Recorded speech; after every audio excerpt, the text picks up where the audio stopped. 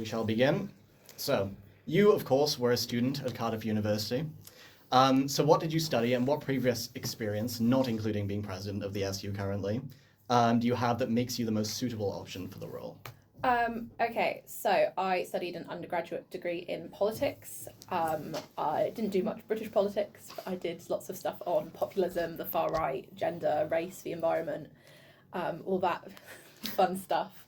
I loved my degree. I'll rave about it. I'll rave about my department, like, all the time. They're phenomenal.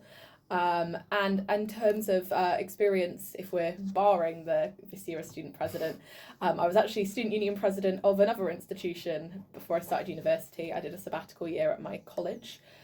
Very different. It was 4,000 students versus 30,000. I was the only SAB versus 7. But it was a very interesting role. I redrafted the entire constitution for the SU. I brought in the election system that they've got now. So it was, yeah, I did that role for a year, lots of kind of transferable bits and pieces. I'm used to being in the room with people who expect me to not understand what's going on. Then when I was in university, obviously I've been a society president. I've been a sports club committee member. So I'm kind of I know what's going on in sports and societies. I know what like student volunteers, student leaders are doing to make sure that all of these clubs are running well. I was then also on scrutiny committee, the now defunct scrutiny committee in my first year as vice chair. And then in my second and third year, I was chair of Student Senate, and last year I was chair of Student AGM. So public speaking of it all, chairing meetings, kind of policy stuff in that, being really deeply entrenched in the SU. So even being president, I'm not sure there's much more experience I could have gotten in my 3 years at university that would be relevant for this job.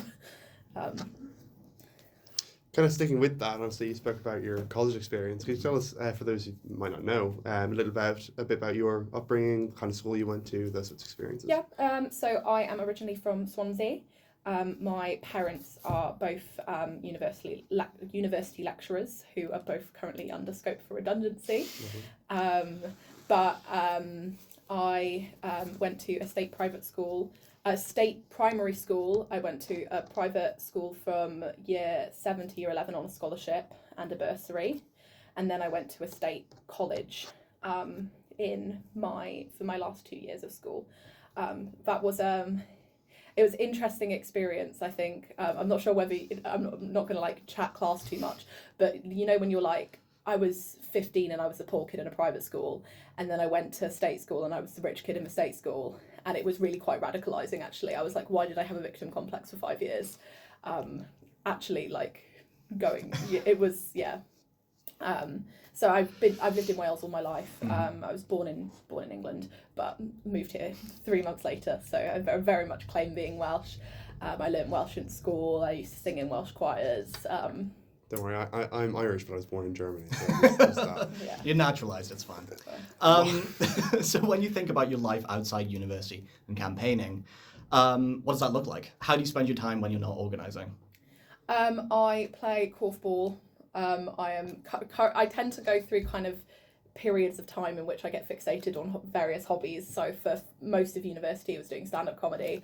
I haven't quit doing stand-up. I'm still doing writing work for the BBC off and on. I'm doing gigs when I can, but at the moment the fixation is korfball. I've decided I want to make the Welsh team in a couple of years, so I play for a local team in the city. I played for Cardiff Uni for 3 years. I played in the varsity squad. I played for their ones at Bucks. So sport has been, I'm their social sec as well, which is great fun. And so I do a lot of that. I love cooking and baking. I love doing dinner parties for my friends. I did a tagine night recently where I made tagine for my friends because I'd been to Morocco and I decided I wanted to learn how to cook their food. I love to bake. I do a lot of yoga since becoming president. I think that's probably the main reason why I've been sane. Which honestly, because my mum was qualified as a yoga teacher, and people bang on about how good yoga is for your well-being and blah blah blah, and like you brush it off because you're like you don't want to believe it, and then you start doing it, and I'm like, oh my god, I feel a bit more sane now. but I am very much like a jack of all trades when it comes to my hobbies. I've been into art. I used to do music open mics. Like, I will try anything. I'm doing Strictly Come Dance Sport with the Dance Sport the Ballroom Society this year. So I'm currently learning to samba as well. Sticking with that kind of broad social theme, do you have a favourite social event, whether it's like a pub, a club, or a society, or anything like that? I was a big King's karaoke fan for most of my my time at university. I used to go every Thursday with my now housemate when I could. That was like my main night out. Recently I went to Porter's Bandioki, which is like karaoke but there's a live band behind you. That was phenomenal fun. So I'm a big karaoke fan. I did singing lessons in school and I don't use it anymore, so that's kind of like my time I can whip that out. Also love a pub quiz, big pub quiz fan. In my gap year I had a pub quiz that we met weekly. We had a 7-week win streak at one point. It's like my friend, he kind of recruited friends from different friend groups that he knew were in like experts in different areas. So I was the geography person because I can like name all the countries in the world and stuff. So the election last year had, in your own words, unprecedented levels of engagement. Do you think the election this year could see a repeat of this? And are you doing anything outside of campaigning to achieve this? I think that, yeah, a very good chance of that. I mean, obviously, last year we had an exciting president race. I think people will probably agree that we have the same this year. We have the new VP undergrad role. I think the fact that this year there are so many SABs rerunning, I think kind of adds an air of kind of drama and intrigue to it all. So I think that very good chance for that. In terms of like, what am I doing to help that? I mean, I've any candidate that approaches me with questions, I've been helping them because I want people to be on a level playing field with this sort of thing. I think that's really important. And the main thing that we push when we go chat to people, I mean, when I'm campaigning as well, is vote, particularly with the £5 vouchers. And then in terms of like stuff that we've been doing in work, obviously we've had like, we post a day in a life promoting our roles. Like, we're not allowed to tell anybody that we're running before the deadline. For that purpose, I have a thing on my email signature which is like, want my job, do this. So yeah, I really hope that we can beat that record. I think that it would be really fun. I think that everybody in the SU kind of staff wise is pushing that. It's every year it's a big kind of team event, like staff from all different departments. I mean, the CEO is going to be walking around in an inflatable unicorn costume. Like, he did it last year. You won't know who it is, but yeah. It's team effort. Oh, okay. Do you want to keep going? Yeah, I'll keep going. Okay, so do you think that running for a second term could disadvantage other candidates during the election? Potentially. I mean, I think that there's always been an incumbency kind of advantage. I mean, there's an incumbency advantage in most elections. That being said, I ran against an incumbent last year, maybe not somebody in the president role, but that doesn't mean that upsets can't happen. I mean, I'm not going into this election feeling safe, so I think that tells you everything you need to know.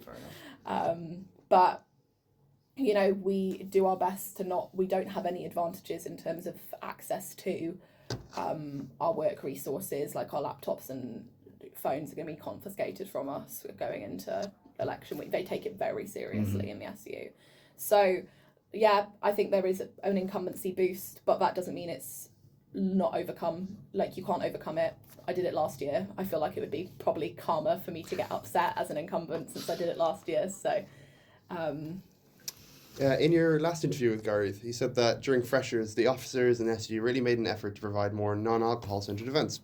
Do you think you followed up on the effort through the entire year successfully, or is there something you could have done better? I think there is quite a wide range. Obviously, YOLO's the flagship, that happens every week. But the focus on the non-alcoholic events in the SU during freshers is really to help students from kind of more vulnerable backgrounds or students who don't drink find belonging, find community. So I think that the emphasis is more important during freshers week, just like there's more of an emphasis on there's just more events during Freshers Week in general. That being said, I know that, Sean and Hanan are doing lots of work on sober socials for their communities and events. I know Hanan's organising an iftar at the moment. I've been doing my Find a Housemate events for students to socialise, and those are sober events. There's the Sober Society, the societies and stuff like that. So it continues. And we're chatting freshers for next year now from day one, and we're looking at what do sober events look like. Are sober events just events with zero alcohol, or is there kind of like a middle ground? I know in my social sec role in the Korfball Club that I was talking about, I've got a booze cost matrix I made on Excel, because I think that there are some socials that are kind of in an environment where there is alcohol.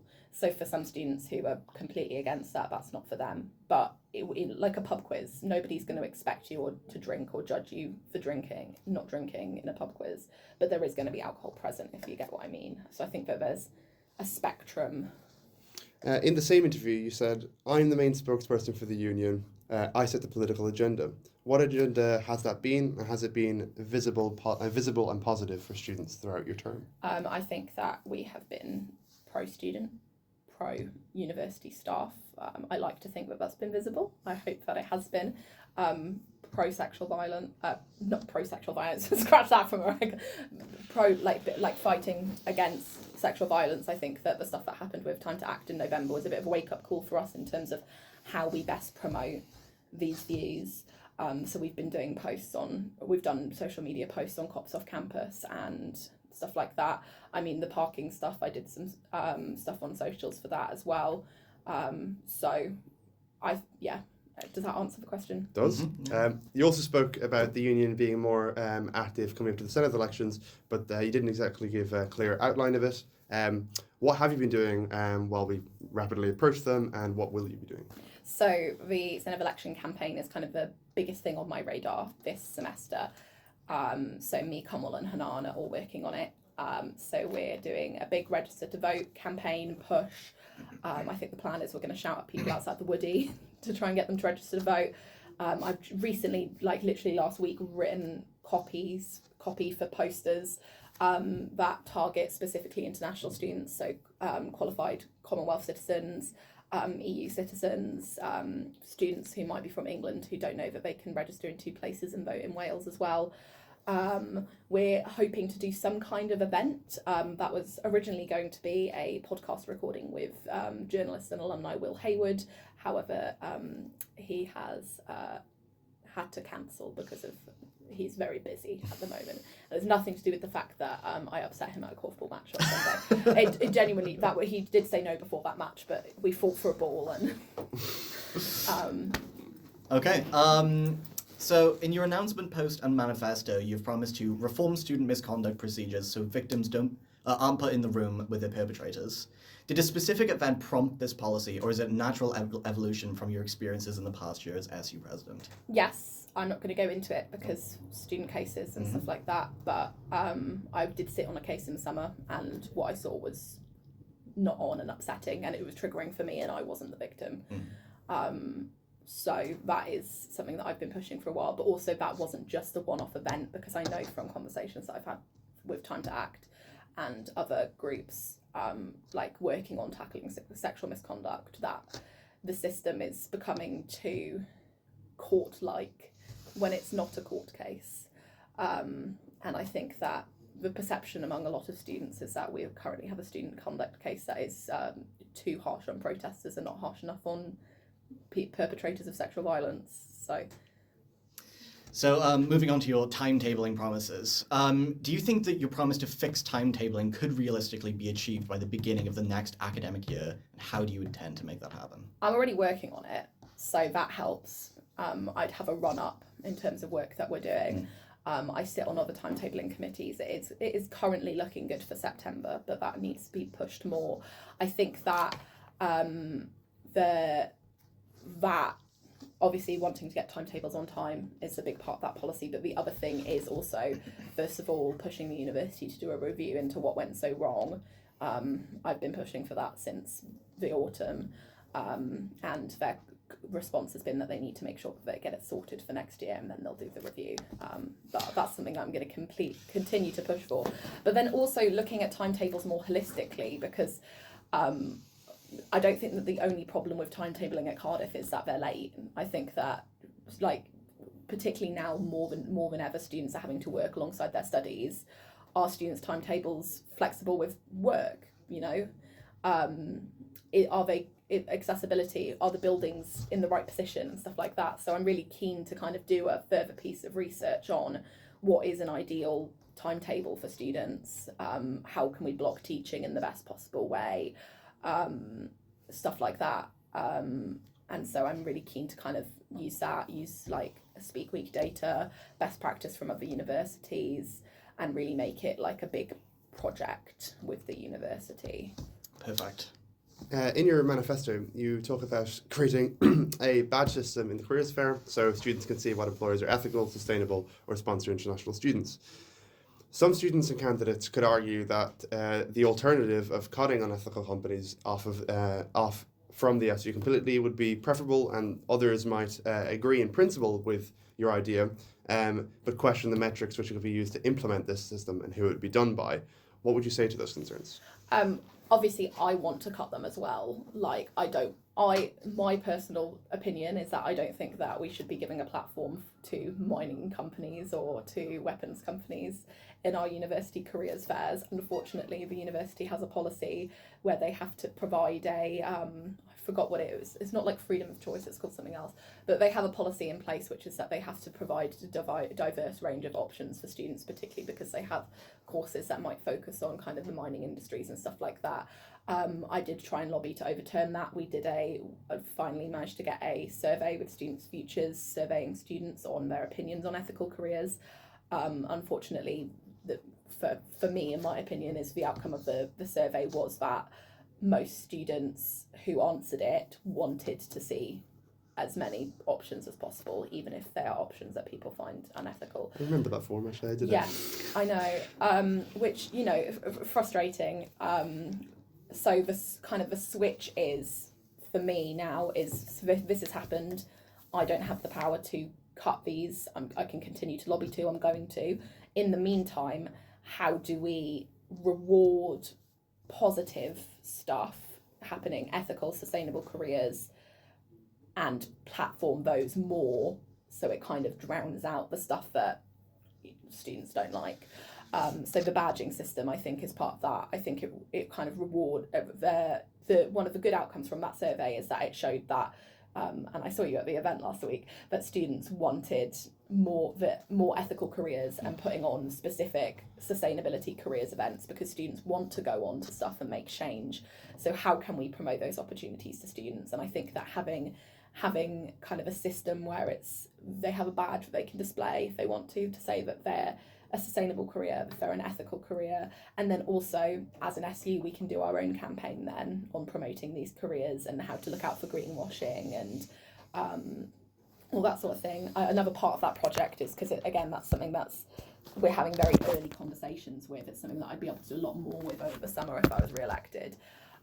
Is having badges again, something Hanan's lobbying for, so that students, when they go to a career fair, they know before they approach a stall whether they're going to sponsor their visa, because otherwise, you know, there's awkward conversations. I think there's a lot of work to be done with Student Futures on this topic. And just regarding the metrics, how exactly, like, so there's concerns about how those metrics might be decided and by who.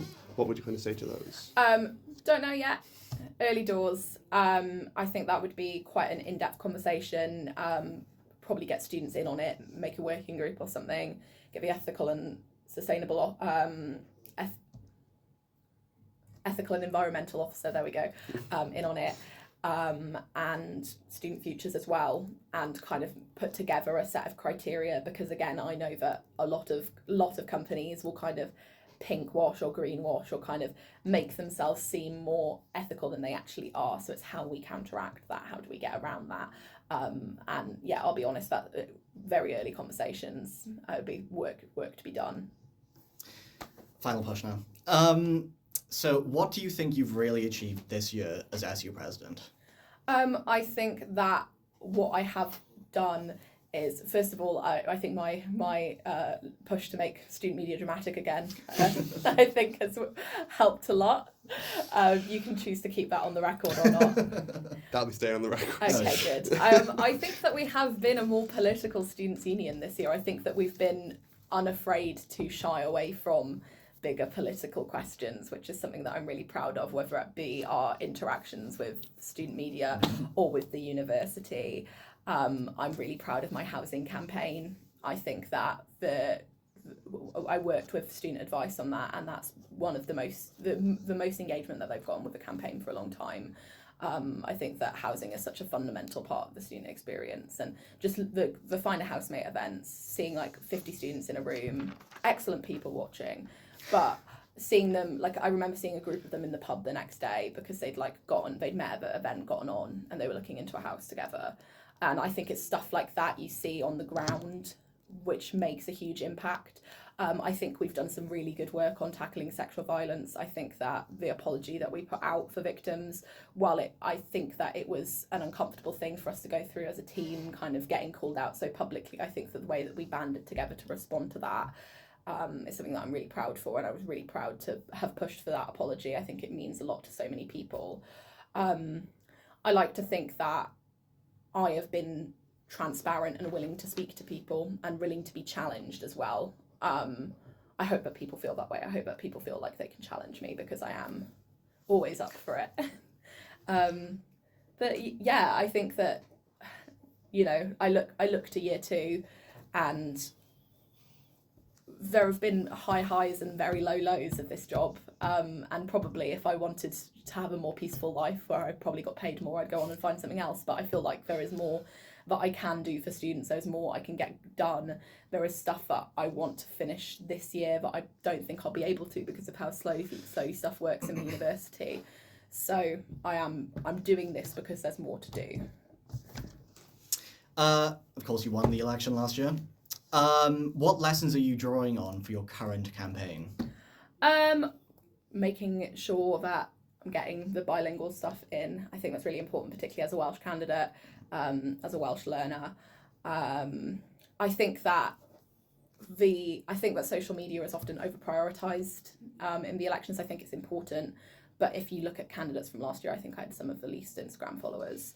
I think that it's overemphasised, and I think that the real most important thing is just being out there, speaking to students, hearing about their experiences, and actually just having those conversations and connecting with people, which, for somebody who is neurodivergent is not the easiest thing in the world for me, but I find it really positive, just the amount of people I met last year, whether that be other candidates or voters. And I think that that's the bit that I'm most looking forward to. I want to kind of skip over this run-up bit and just actually get out on the ground and chatting to people. And then last question, what makes you the best candidate on that ballot for students? I am the only candidate who is not going to need to be trained up over the summer. I think that is 3 months worth of stuff I can get going on the ground. That's 3 months of time that I can put into making sure that there are safety resources and more consent resources around freshers, making sure that the timetabling is on track for the summer. It is an adjustment as a role. I remember last summer, it was my first full-time job in 4 years, and kind of dealing with just getting your sleep schedule in like routine with it all. And it's so overwhelming kind of learning the systems and stuff like that. And I'd just be really excited, and I think in a really good position to just really hit the ground running, go straight into it, shape stuff how I want to start from the start. Like, I'll know where I stand on so much stuff. I won't be able to be pushed over by the university on things. So I think that if voters want a candidate that's going to get as much done as possible from as early as possible, if they want to see kind of noticeable improvements in areas, particularly on my manifesto from kind of October, November, before Christmas time, and someone who's already kind of come into their own in this role, then I think that we should vote for me. Thank you very much. Thank you.